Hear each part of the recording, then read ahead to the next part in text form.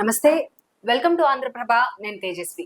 సార్వత్రిక ఎన్నికలు దగ్గర పడుతున్న కొద్దీ ప్రతి పార్టీలో కూడా టెన్షన్ వాతావరణం నెలకొందని చెప్పాలి. అయితే తెలంగాణలో వచ్చేటప్పటికి మొత్తం ఉన్న 17 పార్లమెంటు స్థానాల్లో ముఖ్యంగా 16 స్థానాలు పక్కన పెడితే హైదరాబాద్ స్థానం వచ్చేటప్పటికి ఒక స్పెషల్ ప్లేస్ అని చెప్పాలి. ఇక్కడ ఎలక్షన్ ఎప్పుడు కూడా ఎంఐఎం పార్టీయే విన్ అవుతూ వస్తుంది చాలా కాలంగా.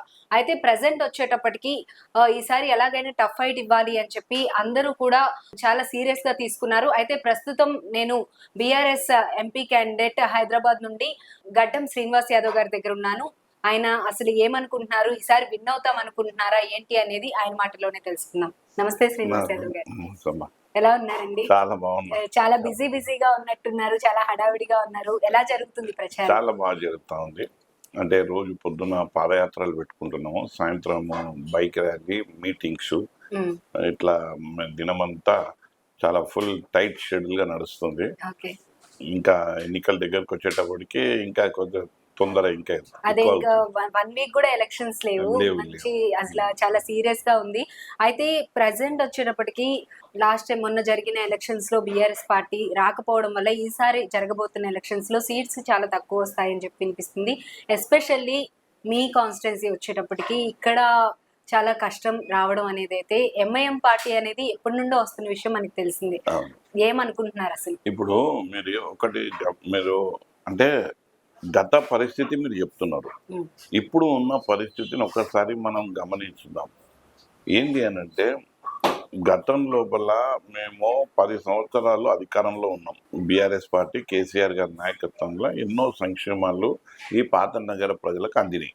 అయితే ఇప్పుడు ఆ లబ్ధిదారుల సంఖ్య 5,60,000 మంది ఉన్నారు మా దగ్గర, విన్నారా? తర్వాత ఇప్పుడు ఉన్న పరిపాలన ఎవరిది అంటే కాంగ్రెస్ది. ఈ ప్రత్యేకమైనటువంటి సందర్భం ఇవాళ ఏర్పడ్డది. అది ఎట్లా అంటే, గత ప్రభుత్వాన్ని ఈ ప్రభుత్వాన్ని ప్రజలు పోల్చుకుంటుంది. ఇప్పుడు ఈ ప్రభుత్వం మనకి ఏం చేస్తా అన్నది ఏం చేసింది, గత ప్రభుత్వం ఏం చెప్పింది ఏం చేసింది, అట్లా వేరే చేసుకున్నప్పుడు గత ప్రభుత్వం వైపే మొగ్గు చూపెడుతున్నారు. ఈ ప్రభుత్వం ఏంటంటే టోటల్ ఫ్లాప్ అయిపోయింది అని ఇవాళ ప్రజలు ఒక నిర్ణయానికి వచ్చారు. ఇది మాకు బలమైంది. ఈ ప్రత్యేకమైనటువంటి పరిస్థితి మాకు బలమైంది. కేసీఆర్ గారి నాయకత్వం మళ్ళీ మేము పటిష్టం చేస్తాం సార్. మళ్ళీ ఈ యొక్క తెలంగాణ లోపల కేసీఆర్ లాంటి వ్యక్తులే పరిపాలించాలి, వాళ్ళ చేతుల్లోనే ఈ అడ్మినిస్ట్రేషన్ ఉండాలి. ప్రజలకు ఎంతో మేలు జరిగింది వారి కాలం లోపల. ఇవాళ రేవంత్ రెడ్డి వచ్చి ఎన్నెన్నో చేస్తా అన్నాడు, అంత బూటకం అయిపోయింది, మాకు తెలిసి వచ్చింది. ఇప్పుడు బ్యాలెట్ పేపర్లో ఎక్కడ కారు కనబడితే అక్కడ మేము గుద్దుడు అంటూ. అవునా? అయితే ముఖ్యంగా ఇక్కడ హైదరాబాద్ కాన్స్టిట్యున్సీ వచ్చేటప్పటికి కాంగ్రెస్ పార్టీ గురించి మీరు ఎలాగో మాట్లాడారు కాబట్టి, కాంగ్రెస్ పార్టీ డమ్మీ క్యాండిడేట్ ని నిలబెట్టాము అనే రీతిలో వాళ్ళు బహిరంగంగానే చెప్తున్నారు. దానికి ఏం చెప్తారు మీరు? కాంగ్రెస్ వాళ్ళే డమ్మీ కాదు, బీజేపీ వాళ్ళు కూడా డమ్మీ అంటారా? ఎందుకు? కాంగ్రెస్ వాళ్ళు బహిరంగంగా చెప్పారు, బీజేపీ వాళ్ళు చెప్పట్లేదు అంటారు. కానీ ఈమె ఏం చేస్తుందంటే, ఈమె వాళ్ళ ఓటు బ్యాంకును పటిష్టం చేస్తుంది. ఎంఐఎం ఓటు బ్యాంకును పటిష్టం చేస్తుంది. అది ఎట్లా? నువ్వు రజాకారులు అంటున్నావు, నువ్వు బాణాలు వాళ్ళ స్ట్రక్చర్ల పైకి ఎక్కువ పెడుతున్నావు. ఇదంతా ఎంఐఎంకి బలం చేయడానికే చేస్తుంది మాధవీలత. అది దీన్ని బట్టి ఏమవుతుందంటే, బీజేపీ ఎంఐఎంకి సపోర్ట్, కాంగ్రెస్ ఎంఐఎంకి సపోర్ట్. ఇప్పుడు పోటీ ఎవరి మధ్యలో ఉందమ్మా? BRS versus MIM. ఇవాళ మేము ఇద్దరమే రంగంలో ఉన్నాం, పోటీలో ఉన్నాం. వీళ్ళంతా ఆయన తొత్తులు లెక్క, ఎంఐఎం అసదుద్దీన్ ఓవైసీ తొత్తులు లెక్క పనిచేస్తున్నారు. అంటే శ్రీనివాస్ యాదవ్ గారు, ఇప్పుడు మీరేమంటున్నారంటే బీఆర్ఎస్ కి అండ్ ఎంఐఎం కే పోటీ ఉంది అని చెప్తున్నారు. కానీ లాస్ట్ టైం మొన్న జరిగిన ఎలక్షన్స్ లో చూసుకుంటే మొత్తం 7 నియోజకవర్గాలు ఇందులో ఉంటే 6 నియోజకవర్గాలకి ఎంఐఎం పార్టీ విన్ అయింది, ఒక నియోజకవర్గం నుండి మాత్రం బీజేపీ విన్ అయింది. సో బీఆర్ఎస్ పోటీ ఉంది అని గట్టిగా చెప్పగలరా మీరు? ఇప్పుడు లాస్ట్ టైం మీకు ఇంకోటి చెప్తాను.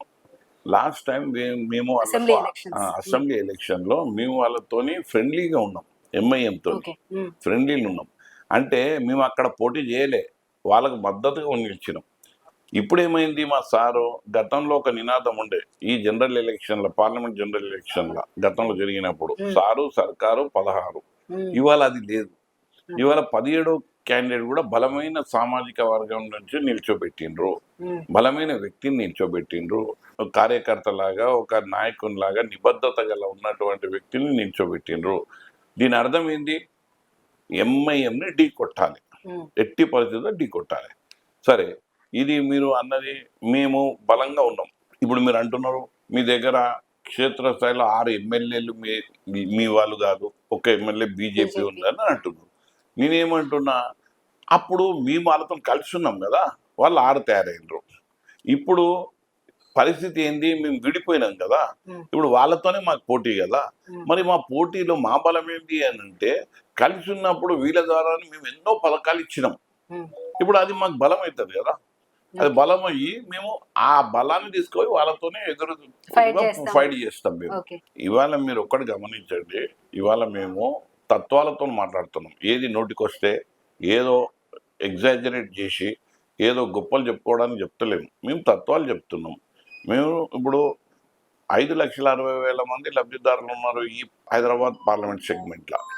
ఇంకోటి, మా నాయకుడు ఇప్పుడు బస్సు యాత్ర పెట్టి చెప్తున్న తీరు, మాట్లాడుతున్న విధానం, మళ్ళీ ప్రజలు ఏమంటారు అంటే, మన గురించి అబ్బా ఇంత కష్టపడుతున్నాడు, ఇంత ఆయనకి చెయ్యాలన్న తపన ఉన్నది, ఆయనకు మద్దతుగా నిలుద్దామన్నది ఇవాళ ప్రజలు మళ్ళీ మద్దతుగా నిలుస్తున్నారు. రెండోది, ఇక్కడ ఏంది అని అంటే, ఇప్పుడు నేను చెప్పిన గతంలో ఇప్పుడు అంటే గత బీఆర్ఎస్ పరిపాలనలో ఎట్లా సంక్షేమాలు ఉండే, ఇప్పుడు కాంగ్రెస్ దాంట్లో ఎట్లున్నాయి. ఇలా క్లియర్ కట్గా ప్రజలు ఏం చేశారంటే, కాంగ్రెస్ని అన్ని వాళ్ళ పథకాలన్నీ బూటకమని చెప్పేసి మళ్ళా వాళ్ళ ప్రజలు బీఆర్ఎస్ వైపు వచ్చేసారు. అదొక బలం. మూడో బలం ఏంది? ప్రజలకి అర్థమైపోతుంది కదమ్మా. నేను ఏం చెప్తాను, ఇప్పుడు 4 నెలల్లో ఈ ప్రత్యేకమైన సందర్భం అదే అంటున్నా. నీ 4 నెలల లోపల గతం ఇప్పుడు ఎంత కొత్తనే కదా, సంవత్సరం కాలేదు కదా. కొత్తనప్పుడు అన్నీ ఉండే, ఇప్పుడు ఏమీ లేవు. కానీ బస్సులే వేసి తిప్పుతున్నారు అంతే, గిర్ర తిప్పుతున్నారు అంతే. నేనేమంటున్నా, దీని తర్వాత మీకు ఫస్ట్ ఏం చెప్పినా లబ్ధిదారులు, తర్వాత వేరే చేసుకుంటారు గత ప్రభుత్వం ఈ ప్రభుత్వం, అందులో ఆ సంఖ్య కూడా మాకు తోడవుతుంది. ఇప్పుడు మూడోది ఏంటంటే నాయకత్వం. బీజేపీ మాధవిలత ఉంది, ఆమె ఎప్పుడు వచ్చింది పార్టీలకు? 3 నెలల ముందు వచ్చింది. ఆమె రాలే, వీళ్ళే పోయి ఆమె టీవీ చూస్తుంటే ఒక టికెట్ ఇచ్చిరు ఆమెకు, హైదరాబాద్ టికెట్ ఇచ్చిరు. ఆమెనే చెప్తుంది, అది నేను టీవీ చూసుకుంటూ ఉంటుంటే నా పేరు డిక్లేర్ అయింది అంటుంది. ఆమెకు టికెట్ ఇచ్చారు. మరి అదే ఇంటర్వ్యూలో చెప్పింది ఆమె ఏంటంటే, నాకు సభ్యత్వం తర్వాత ఇచ్చిరు అని. ఒక యాంకర్ క్వశ్చన్ అడిగితే, మరి పార్టీలో బీజేపీ లేదా మీకెందుకు ఇచ్చారంటే, టికెట్ ఇచ్చారు మళ్ళీ తర్వాత సభ్యత్వం ఇచ్చింది. ఎంత గొప్ప పార్టీ చూడేది. ఇలాంటి పార్టీని సరే మీరు ఇచ్చారు, వీళ్ళకి నాయకత్వం ఎక్కడికైనా వస్తుంది? వీళ్ళ క్యాడర్ ఎట్లా జోడిస్తారు? ఇక్కడ నువ్వు అనుభవస్తులు ఉంటే వాళ్ళకి ఆల్రెడీ క్యాడర్ ఎస్టాబ్లిష్ అయి ఉంటుంది. ఇలా కొత్త ఆమె నీ క్యాడర్ లేదు, నాయకులు వాళ్ళని కాదని నీకు ఇచ్చిర్రు. ఎందుకు? వాళ్ళు గొడ్డు పోయిందా ఈ పార్టీ? కాదు కదా. నువ్వు అంటే నేనేం చెప్తున్నానంటే, ఆమె నాయకత్వంగా కూడా బలంగా లేదు, కార్యకర్తలు లేరు, నాయకులు ఆమెకు సహకరిస్తలేరు. అదే నా వైపు వస్తే, నేను 30 సంవత్సరాల నుంచి పనిచేస్తున్నా, నాకు క్రియాశీలి కార్యకర్తగా నేనున్నా, నాకు నాయకులు పనిచేస్తున్నారు, కార్యకర్తలు పనిచేస్తున్నారు, ప్రజలు నా వెంబడి ఉన్నారు. పోటీ నేను కదా. ఆమె ఎడికైనా వచ్చింది పోటీ. ఎట్లు వచ్చిందంటే ఒకటి ఉన్నది, ఏంది అని అంటే, ఈ సోషల్ మీడియాలో ఉంటుంది కదమ్మా, ఈ సోషల్ మీడియాలో హల్చల్ ఉండదు. వాస్తవంగా తన ట్రెండింగ్ బాగున్నది. ఎందుకు అని అంటే, ఆమె చెప్పిన కదా, ఆమె ఒక డిస్కో డాన్సర్ లెక్క, ఒక తైతక్కలు ఆడే లెక్క, ఏడనో ఎక్కడనో ఏమేమో ఆటపాట చేస్తున్నది. ఆమె హావభావాలు కూడా ఆమె సొంతవి కావు, బై నేచర్ వచ్చినాయి కావు, ఏదో అడాప్ట్ చేసుకొని మాట్లాడుతున్నది. ఇవన్నీ ప్రజానికం తెలియదా? ఆర్టిఫిషియల్. మాధవిలత అంటేనే ఆర్టిఫిషియల్. ఇప్పుడు హిందూ సంప్రదాయాల గురించి మాట్లాడడం కానీ, లేదంటే ఇక్కడికి వచ్చిన తర్వాత ముస్లిం తో కూడా వాళ్ళకి మంచి చేస్తానని చెప్పడం కానీ, వాళ్ళకి ఆమెకు ముందేమో ముస్లిం హిందువుల సైడ్ తీసుకున్నది కట్టం, మళ్ళీ ఆమెకు మందలు ఇచ్చారు. ఏం చేస్తున్నావు నువ్వు, పోటీ చేయమంటే పెద్ద డ్రామాలు చేస్తున్నావు అని అలా అధినాయకత్వం మందలు ఇస్తే అప్పుడు ముస్లింలను దగ్గర తీసుకుంటుంది. ఇవన్నీ మాకు తెలియని కావు, ఇవన్నీ కథలు తెలుసు. నేను ఏం చెప్తున్నా అంటే, ఇంత బలం మా దగ్గర ఉంది. ఇప్పుడు నేను చెప్పిన 3 కారణాలు. ఒకటి, మాకు లబ్ధిదారులు ఉన్నారు. 2 పార్టీలను వేరే చేసుకున్నారు, ఆ సంఖ్య మాకు. 3 నాయకత్వం బలం, మా క్యాడర్ ఉంటుంది కదా, నేను కష్టపడుతున్నా సీనన్నకు వచ్చింది మనం పని చేయాలంటారు. ఆమెకు పారాషూట్లో దిగిన ఆమెకు అందరూ కనెక్ట్ అవుతారా? ఆమెకు పని చేయాలంటారా? మా నాయకత్వాన్ని కాదని ఆమెకి ఇస్తారా? మేము లేమా అని నాయకులు అంటారు. కార్యకర్తలు ఆమె ఎవడు గుర్తుపడతాడు, ఆమెకి ఎట్లా పని చేయాలి, మేము పని చేసిన వాళ్ళ పేర్లను ఆమెకు తెలుసా లేదా, మా ఇంటికి ఎప్పుడు వస్తుంది అని వాళ్ళు ప్రశ్నిస్తారు. ఇట్లా 3 మనం ఒక చాప్టర్లో తీసుకుంటే 3 నేనే బలంగా ఉన్నా. ఆమె బలంగా దేంట్లో ఉన్నదంటే సోషల్ మీడియాలో వైరల్లో ఉన్నది. ఇది సోషల్ మీడియా ఎవరికి పనికి వస్తుంది అంటే సినిమా యాక్టర్లకు, యాక్టర్లకు, యాక్ట్రెస్లకు పనికి వస్తుంది. ఎందుకు అని అంటే వీళ్ళు ఎక్కువ సోషల్ మీడియాలో ట్రెండింగ్ ఉంటే వీళ్ళకు 2-3 ఓపెనింగ్స్ రిబ్బన్ కటింగ్ కు పనికి వస్తాయి. పిచ్చుకుంటారు కదా, ఆ బట్టల దుకాణాలు ఈ బట్టల దుకాణాలు రిబ్బన్ కటింగ్ ట్రెండింగ్ ఉంటాయి. ఇంకోటి ఏంది, ఎవరో కొత్త ప్రొడ్యూసర్కి ఎవరన్నా కావాలి అని అంటే ఆ సోషల్ సర్కిల్ ఉన్న వాళ్ళు, ఆ సోషల్ మీడియాలో ఉన్న వాళ్ళకి వాళ్ళకు 2 సినిమాలు వస్తాయి. రాజకీయ నాయకులకు సోషల్ మీడియాతో పనే లేదు. నాయకులకి ఓట్లు కావాలంటే సోషల్ మీడియా పనికిరాదు అంతా. ఎట్లా పనికి వస్తుందమ్మా? నాయకులం అనేటోళ్ళము క్షేత్రస్థాయిలో పోవాలి, ప్రజల ఇక్కట్లు ఉన్నప్పుడు వాళ్ళని తెలుసుకోవాలి, వాళ్ళ బాధలు, కష్టాలు, నష్టాలు వాళ్ళ ప్రజల దగ్గర ఉండాలి. వాళ్ళ కష్టం ఏముంది, నష్టం ఏముంది, నేను ఉన్నా అన్న భరోసా ఇవ్వాలి, ఒక కాన్ఫిడెన్స్ నింపాలి, అక్కడ పోయి ఒక దినము వేచించాలి. అప్పుడు కదా ఆ ప్రజలు మనకు దగ్గర అవుతారు. కేవలం మాటకారితనంతో సోషల్ మీడియాలో చెక్కలు కొట్టిపిస్తే ట్రెండింగ్ అయితే అవి ఓట్లు పడాయి. అవి సినిమా యాక్టర్లకు పనికి వస్తుంది. రాజకీయ నాయకులకు సోషల్ మీడియాలో అసలు ఎక్కువ ట్రెండింగ్ ఏంటంటే వాడు ఫెయిల్, వీడు ఎప్పుడు సోషల్ మీడియాలోనే ఉంటాడంటారు. అయితే నేను చెప్పేది ఏంటంటే ఈమెది ఇట్లా, ఈమె ఒక యాక్టర్. అయితే శ్రీనివాస్ యాదవ్ గారు ఇప్పుడు కొంచెం గట్టిగా వినిపిస్తున్న మాట ఏంటంటే అసలు బీజేపీ అలాగే ఎంఐఎం పార్టీ రెండు కూడా పైన చూసుకుంటే కనుక ఇద్దరు కూడా ఫ్రెండ్సే, ఇక్కడ జస్ట్ అలా కనిపిస్తుంది మాత్రమే అని చెప్పి కొంచెం ఎక్కువగా వినిపిస్తుంది. ఇప్పుడు నేను ఒకటి చెప్తా, అంటే మాధవీలతకి ఈ విషయం తెలుసా, తెలియకుండానే పోటీ చేస్తారు? అదే ఆమెకు అంత పొద్దున రాత్రి అంతా చెప్తున్నామా, నువ్వు ఇట్లా చేయాలి. మనకు ఎంఐఎం అనేది 2 సార్లు మోడీ గారి ప్రభుత్వం అధికారంలోకి రావడానికి ఎంఐఎం అసదుద్దీన్ ఓవైసీ ఎంతో కృషి చేసిండు, వాళ్ళకి ఎంతో మేలు చేసిండు. మరి ఆ రుణం తీర్చుకోవాలి కదా. అయితే మాధవీలతను పెట్టి ఆ రుణం తీర్చుకుంటున్నారు, అసదుద్దీన్ గెలిపిస్తున్నారు వీళ్ళు, అంతే. మాకు బీఆర్ఎస్ పార్టీ మా నాయకుడు చేసిన పథకాల షాదీ ముబారక్, నేను ఇప్పుడు అనుకుంటే షాదీ ముబారక్, పెన్షన్లు, ఇవి ఎంతమందికి వచ్చిన ఓల్డ్ సిటీలు అంటే ప్రతి 2 ఇళ్ళలో ఒకరు కలుగుతారు. అయితే వాళ్ళందరూ మా ఓటర్లు కదా. ఇప్పుడు ముస్లింలు కూడా ఉన్నారు కదా మా ఓటర్లు, వాళ్ళని లబ్ధి పొందిన ఉంటారు కదా. ఇప్పుడు మాధవీలతతో ఏం చేపిస్తున్నారు అంటే వీళ్ళు ఇట్లా చేస్తే వాళ్ళంతా ఒక్కటి కావాలి. ఒకటైతే బీజేపీకి అయితే వాళ్ళు ఓటేయరు, ముస్లింలు వేసేది నాకే, నా ఓటు చీల్చాలి, గడ్డం శ్రీనివాస్ యాదవ్ గెలవద్దు. అంటే కాంగ్రెస్ ఎలాగూ పోటీ కాదు, బీఆర్ఎస్ పోటీ అవుతుంది కాబట్టి ఓట్లు చీల్చాలని ఆవిడ పెట్టారంటారు. అంతే కదమ్మా. మీకు దేశం ఎరిగిన సత్యం, రాజకీయ అవగాహన ఉన్న వాళ్ళు, రాజకీయాన్ని దగ్గరగా చూసిన వాళ్ళు, ఎంఐఎం బీజేపీకి బి టీమ్ గా పనిచేసింది. దాన్ని ఆ రుణం తీర్చుకోనికే ఇవాళ మాధవీలతను పెట్టి ఎంఐఎంకి మొత్తం ఒక్కటి చేస్తున్నారు. ఎంఐఎం పార్టీని ఏంది అని అంటే ఇవాళ వాళ్ళు ఈయన గెలుపును ఆశిస్తున్నారు, ఇంకేం లేదు. ఇది అందరికీ తెలిసిన సత్యమే. అయితే ఇప్పుడు మీరు చెప్తున్నారు సార్, ఇచ్చిన పథకాలు కావచ్చు, అలాగే ఇప్పుడున్న ప్రభుత్వానికి ఇంతకు ముందున్న ప్రభుత్వానికి బేరేజ్ వేసుకోవడం కావచ్చు, ఇవన్నీ మీరు ఇప్పుడు ఎక్స్ప్లెయిన్ చేశారు కదా. So present MIM party BRS కి మధ్యలోనే పోటీ ఉందంటున్నారు. సో ఎంతవరకు గెలిచే ఛాన్స్ ఎంతవరకు ఉందంటారు? నేనే గెలుస్తా కదమ్మా, పక్కగా 100% అంటారా? నాకు కనబడుతుంది. ఓకే, అరే నేనే గెలుస్తా. అసలు నేను ఇప్పుడు ఏదో మాయతో గెలుస్తా అంటలేను. మా నాయకుడు ఇంతమందిని ఇంత మేలు చేసిండు, ఇన్ని సంక్షేమాలు ఇచ్చిండు, వాళ్ళు నిజాయితీగా మాకు ఓటేయరా?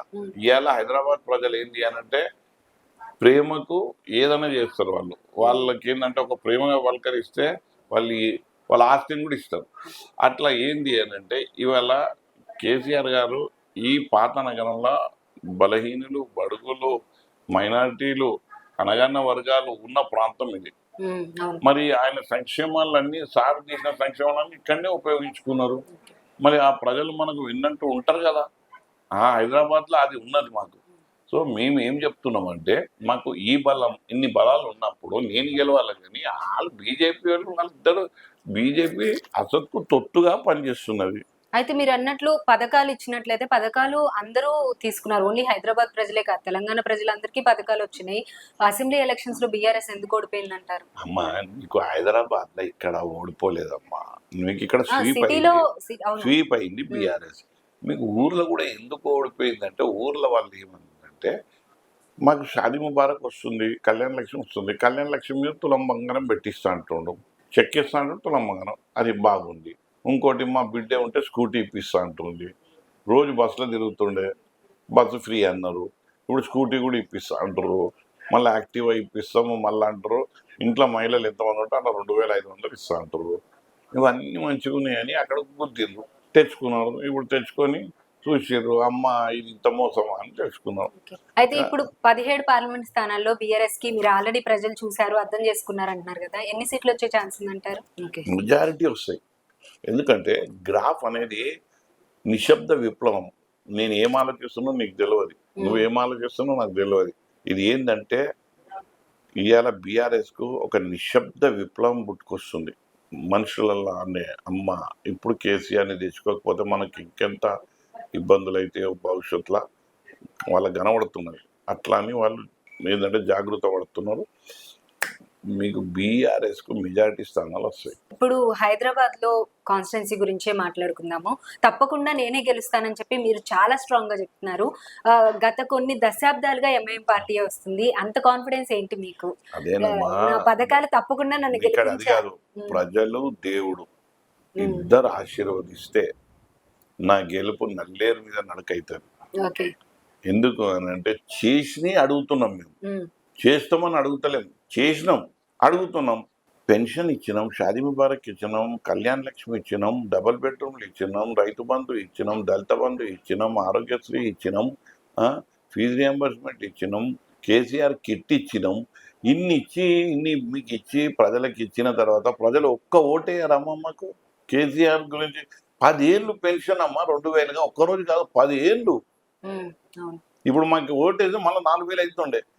10 ఏళ్ళు పెన్షన్ ఇచ్చినాం, ఒక్క ఓటు.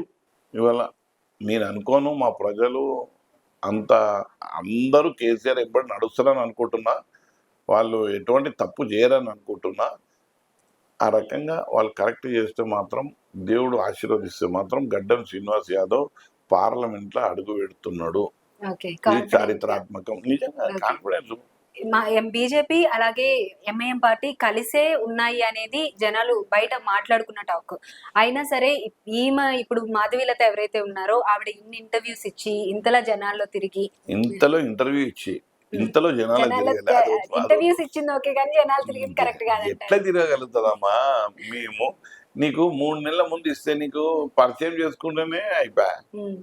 ఇక్కడ తిరగలే, మేము తిరుగుతున్నాం ఏం చెప్తారు.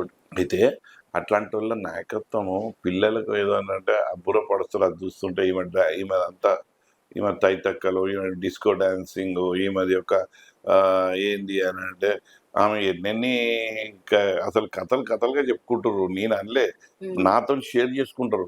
ఏరోప్లేన్లో పాటలు మంచి నేను ఒక దాతను అని చెప్పుకుంటుంది. మళ్ళా తర్వాత ఏంది అని అంటే ఆమె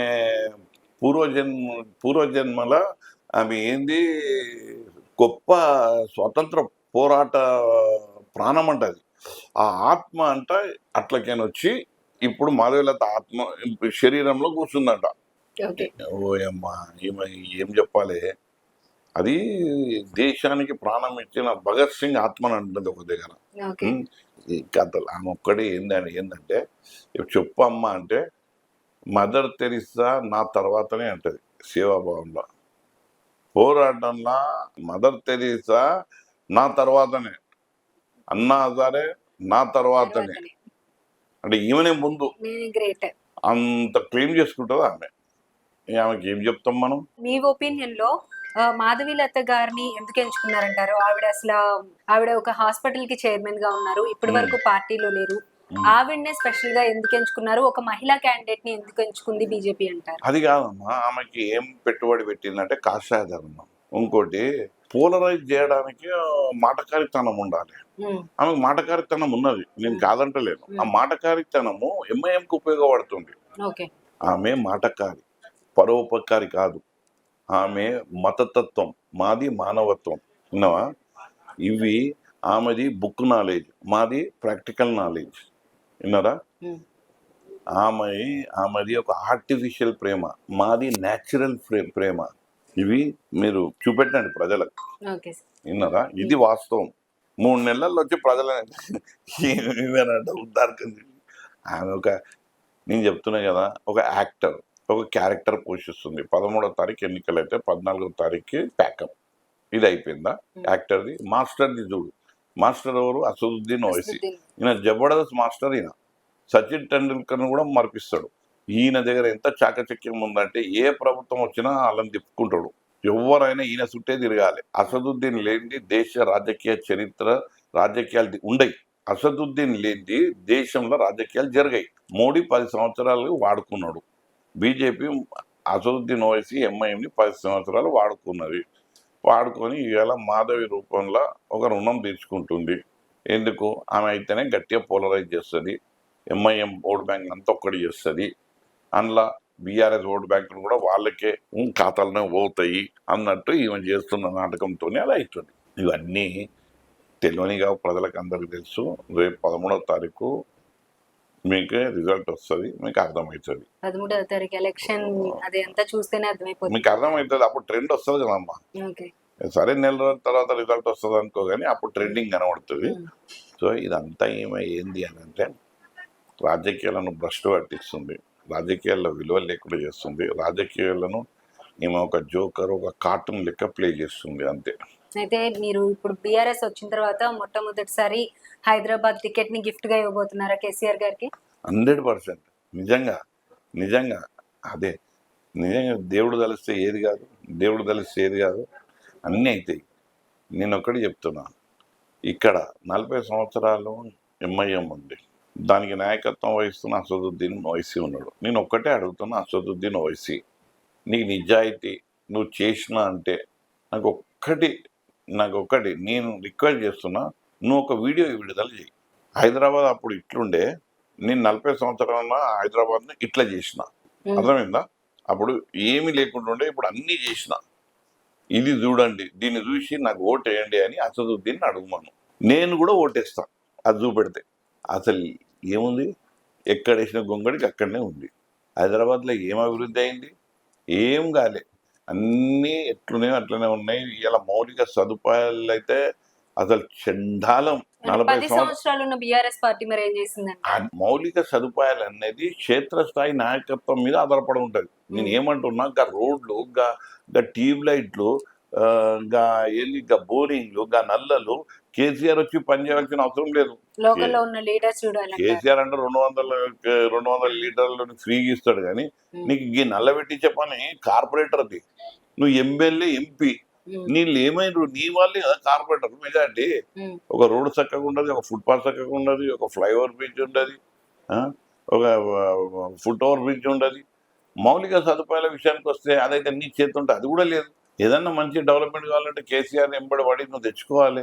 ఇప్పుడు నాకైతే వచ్చింది తెలియదు. కేసీఆర్ దగ్గర వచ్చి, సార్ నాకు ఈ బ్రిడ్జి, ఈ ఫ్లైఓవర్, ఈ ఫుట్ ఓవర్ అని అడిగిన దాఖలాలు లేవు.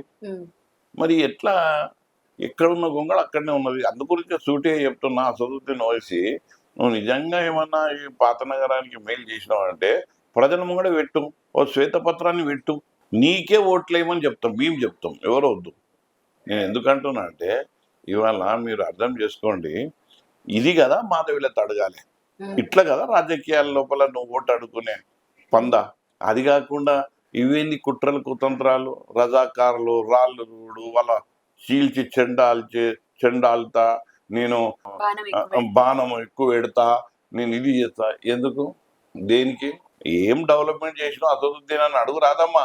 నేను అడుగుతున్నా కదా, అట్లా అడగదు. ఎందుకంటే వాళ్ళకు అక్కడ ఢిల్లీ నుంచి స్క్రిప్ట్ వస్తుంది, అంతే మాట్లాడాలి.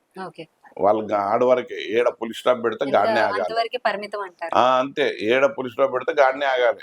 అయితే హైదరాబాద్ లో అభివృద్ధి అట్లా నిలిచిపోయింది ఇన్ని సంవత్సరాల నుంచి కూడా అన్నారు కదా, శ్రీనివాస్ యాదవ్ గారు వస్తే ఏం చేయబోతున్నారు? హైదరాబాద్ ప్రజలు. నేను వస్తే హైదరాబాద్లో ఏం అవసరం లేదు. ప్రధానంగా మౌలిక సదుపాయాల కల్పన జరగాలి. మౌలిక సదుపాయాలంటే ఒక మంచి ఫార్మేషన్ రోడ్డు, ఒక మంచి ఇంటికో నల్ల, డ్రైనేజ్ సిస్టమ్, మళ్ళీ తర్వాత విద్యుత్ లైట్లు, ఇవి ఇస్తే ఫస్ట్ చాలండి. మినిమం ఫెసిలిటీస్ అన్ని మినిమం ఫెసిలిటీస్ ఇచ్చి ఆ తర్వాత వాళ్ళను ఆర్థికంగా మా నాయకుడు ఎంతో వాళ్ళ ఆర్థికంగా ఆ కుటుంబాలని నిలబెట్టిండు. అవి చెప్తాం మేము. ఇంకా ప్రభుత్వం తెస్తే అవన్నీ ఇంకా మెరుగ్గా చేస్తాం, బేషుగా చేస్తాం. సో నేను చెప్పేది ఏంటి అని అంటే, మీరు అన్నప్పుడు నేను మాత్రము ఈ పాత నగరాన్ని నందనవనం చేయనీకి ఒక మౌలిక సదుపాయాల కల్పన సరిపోతుంది. ఇంకేం కోరుకుంటారు ప్రజలు కూడా ఆడ. ఓకే. అంతే. ఒక మంచి ట్రాన్స్పోర్టేషన్ ఫెసిలిటీ, ఒక మంచి విద్య, వైద్యం, ట్రాన్స్పోర్టేషన్ ఇవి ఉంటేదా. శ్రీనివాస్ యాదవ్ గారు, ఆంధ్రప్రభ ద్వారా మీరు హైదరాబాద్ ప్రజలకి ఏం చెప్పాలనుకుంటున్నారో చెప్పండి. నేను హైదరాబాద్ ప్రజలకు 2 చేతులు ఎత్తి దండం పెడుతున్నా. దయచేసి మీ అమూల్యమైన ఓటు బీఆర్ఎస్ పార్టీ కారు గుర్తుకు వేయండి. ఎందుకు వెయ్యాలి అని అంటే మాత్రం గుండె మీద చేయి పెట్టుకొని ఆలోచించండి దయచేసి. ఈ ప్రభుత్వం కదా, ఏది కేసీఆర్ గారి ప్రభుత్వమే కదా మీకు పెన్షన్ 200 నుంచి 2000 చేసింది. కేసీఆర్ గారి ప్రభుత్వమే కదా ఆరోగ్యశ్రీ ఇచ్చింది, ఫీజు రియంబర్స్మెంట్ ఇచ్చింది, దళిత బంధు ఇచ్చింది, రైతు బంధు ఇచ్చింది, బీసీ బంధు ఇచ్చింది, కళ్యాణ్ లక్ష్మి ఇచ్చింది, షాదీ ముబారక్ ఇచ్చింది, కేసీఆర్ కిట్ ఇచ్చింది. ఇవి కదా పథకాలు ఇచ్చినాయి. ఈ పాత నగరానికి బడుగులు, బలహీనులు, అణగారిన వర్గాలు, మైనారిటీలను అందరినీ కడుపులో పెట్టుకొని అందరికీ సంక్షేమాలు అందించాడు కదా. ఈ గుండె మీద పెట్టుకొని ఇది నిజమా కాదా, ఇది నిజమైతేనే మరి బీఆర్ఎస్కు ఓటేయండి. అందులో మీరు లబ్ధి పొందిన వాళ్ళు మాత్రం ఖచ్చితంగా మీరు ఓటు వేయవలసిందే. ఎందుకంటే మంచికి మీరు ముందు మంచి పనిని, మంచి వ్యక్తిని ప్రజల లోపల నిల్చోబెట్టాలి అని నేను మా ప్రజలకు, మా హైదరాబాద్ పార్లమెంట్ ప్రజలకు ప్రత్యేకంగా కోరుకుంటున్నా. ఆ రకంగా కూడా ఈ ప్రజలు, మా ప్రజలు చేస్తారని భావిస్తున్నా. Thank you so much sir. Thank you. మీరు అన్నట్లు నిజంగానే ప్రజలకు మంచి చేసే నాయకులు తప్పకుండా ఎప్పుడు కూడా ప్రజల్లో ఉండాలి. ఎవరైతే మంచి చేస్తారని ప్రజలు భావిస్తున్నారో వాళ్ళకి తప్పకుండా ఓటేస్తారు. ఆ రోజు చూద్దాం, మీరే అంటున్నారు 13కే తెలుస్తుంది అని చెప్పి. So all the best sir. Thank you. So ఇది మొత్తానికి ఇవాళ ఇంటర్వ్యూ. శ్రీనివాస్ యాదవ్ గారు అయితే చాలా కాన్ఫిడెన్స్ గా ఉన్నాడు. 100% నేనే గెలుస్తాను, హైదరాబాద్ లో ఎంఐఎం పార్టీని దింపి ఈసారి బీఆర్ఎస్ తప్పకుండా వస్తుంది అనేది చాలా గట్టిగా చెప్తున్నారు. So thank you so much. మరికొన్ని ఇంటర్వ్యూస్ తో మీ ముందుకు వస్తాను. Thank you so much. Keep watching Andhraprabha.